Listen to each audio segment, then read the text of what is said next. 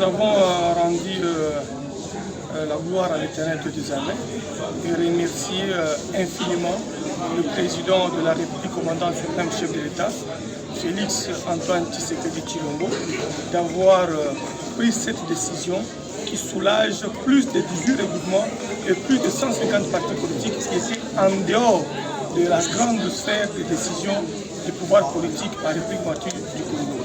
Et que donc, nous ne pouvons que dire merci ensemble avec le président honorable Tshisumpa, qui est aussi désigné avec moi comme ceux-là qui vont représenter la majorité extra-parlementaire à l'Union sacrée de la nation dans le présidium. Nous allons encore affirmer notre loyauté, notre fidélité, notre engagement et comment est-ce que nous allons accompagner le chef de l'État pour que les objectifs assignés par la charte de l'Union sacrée puissent réellement être atteints par l'engagement de tous les présidents de partis politiques, de regroupements, associations, personnalités que nous allons devoir engager et représenter au niveau du présidium de l'Union sacrée de la nation. Oui, je lance un appel à tous ceux qui veulent nous rejoindre, qui ont été aux élections, qui n'ont pas eu de députés, qui ont été aux élections, qui n'ont pas eu de députés provinciaux ou nationaux, qui n'ont pas eu la chance de bénéficier des élections de 2023. Nous nous mettons tous ensemble pour accompagner notre leader, Félix Antoine Tshisekedi Tshilombo, qui est d'abord haute autorité politique de l'Union sacrée de la nation et leader incontestable des extra-parlementaires. Et venir se mettre ensemble pour que nous puissions l'accompagner et faire un grand bloc qui va faire réussir notre peuple et le président de la République. Et nous sommes libres de nous organiser et d'accompagner le président de la République.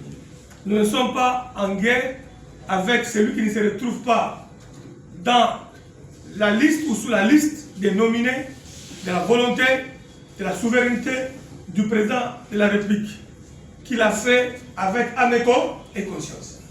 À cela, nous disons à ceux qui crient à la révision de la liste des 40 ou à la modification de cette liste, nous les mettons en garde parce qu'ils sont en train de jouer avec le feu en cherchant à montrer au président de la République que l'Union sacrée a été créée pour le partage de postes.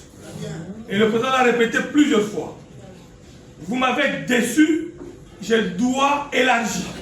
Ici, il n'est pas question d'être plus grand ou d'être plus petit.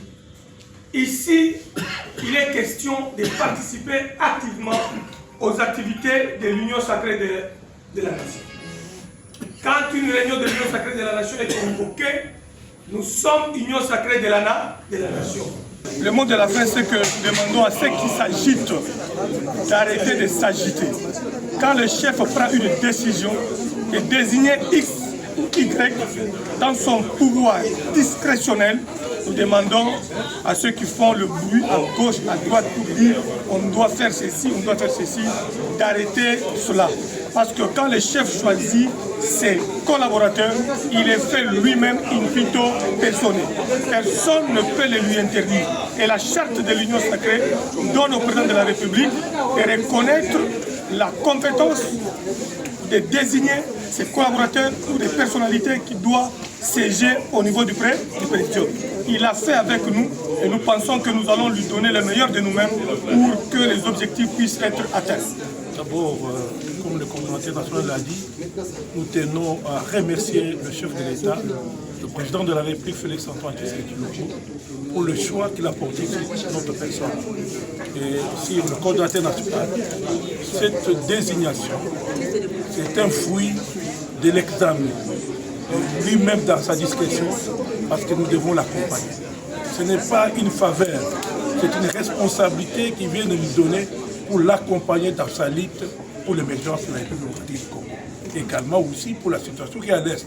Je tiens également à remercier nos collègues, tous les présidents des partis politiques, et groupements politiques, associations, qui sont à la majorité extra-parlementaire, que leur voix sera entendue par le chef de l'État et qui doivent compter sur nous.